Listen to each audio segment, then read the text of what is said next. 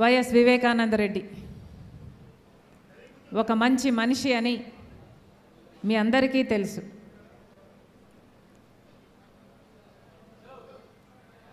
ప్రత్యేకమైన మనస్తత్వం, అద్భుతమైన వ్యక్తిత్వం,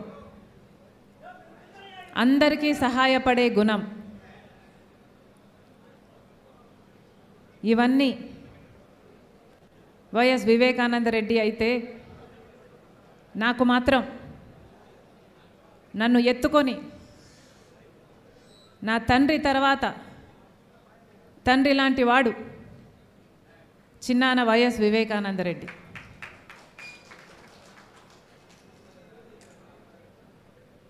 సునీత నేను చిన్నప్పుడంతా కలిసే పెరిగాం, కలిసే చదువుకున్నాం.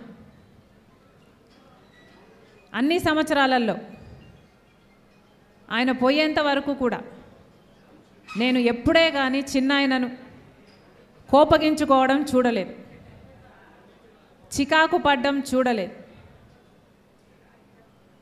ఎవరైనా సాయం చేయడానికి వస్తే అసలు ఆయన కాలు ఇంట్లో ఆగేది కాదు.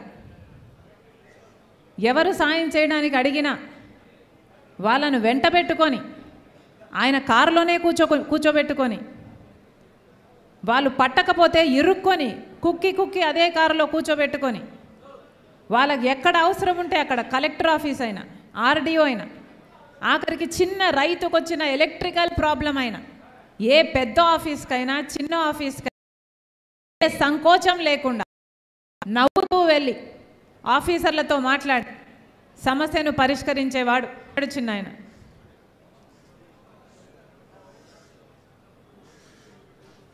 ఆఖరికి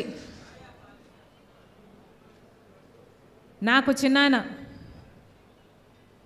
ఆఖరిసారి నన్ను కలిసింది నా ఇంటికి వచ్చాడు. వయసులో పెద్దవాడయ్యుండి ఎంతో ఓపికగా నాతో అదే పనిగా కూర్చొని 2 గంటల పాటు ఒకటే అంశం, నువ్వు పోటీ చేయాలమ్మా అని, కడప ఎంపీకి నువ్వు పోటీ చేయాల్సిన అవసరం ఉంది అని. ఆఖరికి ఇంకా పెద్ద మనిషి మాట కాదనలేక అన్నీ అనుకూలిస్తే చేస్తాలే చిన్నానా అని చెప్తే తప్ప చిన్నానా ఆ రోజు లేచి వెళ్ళలేదు. అదే నేను చిన్నానను ఆఖరిగా చూసింది. ఈ రోజుకి చిన్నాన చనిపోయి 5 సంవత్సరాలు గడిచిపోయింది. ఆ రోజు చిన్నాన చావు నమ్మలేని నిజం. ఈరోజు రాజకీయ విషసర్పాల కోరల్లో చిక్కుకొని దుర్మార్గు పాలన చక్రాల కింద నలిగిపోతూ నిప్పు లాంటి నిజం.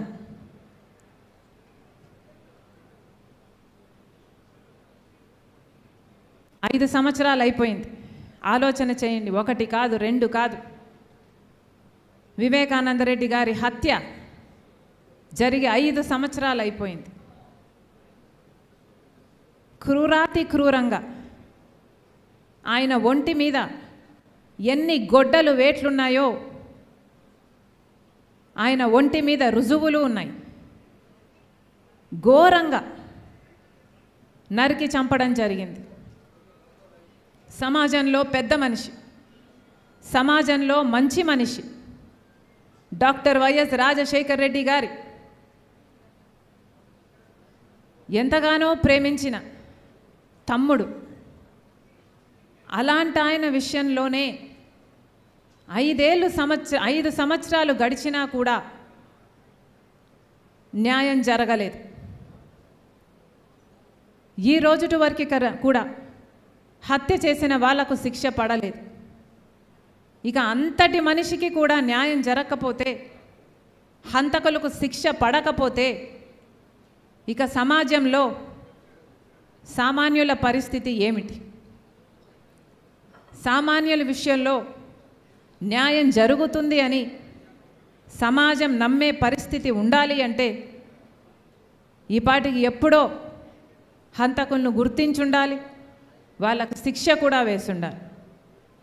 కానీ 5 సంవత్సరాలు గడిచినా కూడా ఈ రోజు వరకు కూడా హంతకులకు శిక్ష పడనే లేదు. హత్య జరిగిన రోజున మాకు చెప్పిన విషయం, చిన్నాన హార్ట్ అటాక్తో చనిపోయాడు అని. సాక్షి కూడా వివేకానంద రెడ్డి గారు హార్ట్ అటాక్తో మరణించారు అని చెప్పుకుంటూనే వచ్చింది. తీరా మేము ఇంట్లోంచి బయలుదేరేంత వరకు కూడా ఇది హార్ట్ అటాక్తో చనిపోలేదు, హత్య జరిగింది అన్న విషయం మాకు తెలియదు. వచ్చి చూసిన తర్వాత కానీ ఇంత